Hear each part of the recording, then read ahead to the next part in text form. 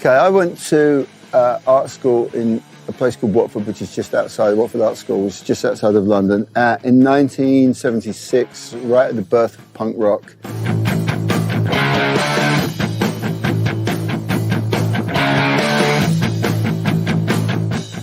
And I threw myself into this thinking that there was going to be like a lot of people like myself there. And I started with a friend, and really he and I were the only ones that were into this punk thing until I met Paul from The Clash. And so I went to art school, he went to art school, and he said, oh, you should do one of our record covers.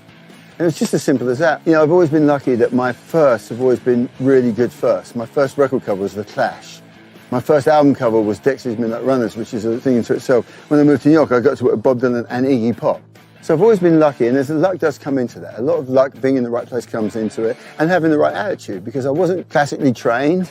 So I made the most of what my limitations were, and it became a thing. And the Iggy Pop thing then led into doing the INXS thing.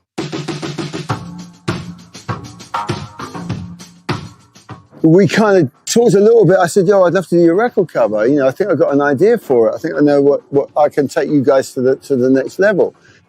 Somehow I got this feeling this is going to be something special. And I just remember being in the studio, and I would listen to the guys talking to the band. I'd eavesdrop on stuff and pick up a vibe and see what it was they wanted. And I was absolutely determined on what it should be. And it should be, this is an international band. This is not a Sydney band. This is not an Australian band. This band could be from New York or from London or from Berlin or wherever it was. I knew that I wanted to build this fake, forced perspective of it appearing like the band were all standing together.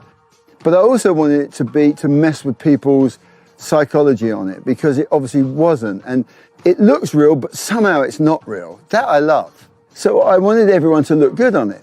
But I thought half of Michael, it gave a little bit of mystery to him. Like, was he bald on the other side? I mean, did he have like a Quasimodo face? So what I did was I played around by cutting things out, and I played around and moved things around. That final touch was the skateboard, because it had that empty space above it, and then I was going to put boom beacon in the middle that says what it is, because that was still in the days when the record labels insisted that they had the title on the top of the packaging, but they're still using that logo on T-shirts and everything to this day. And you know what, I've got to say, it doesn't really date.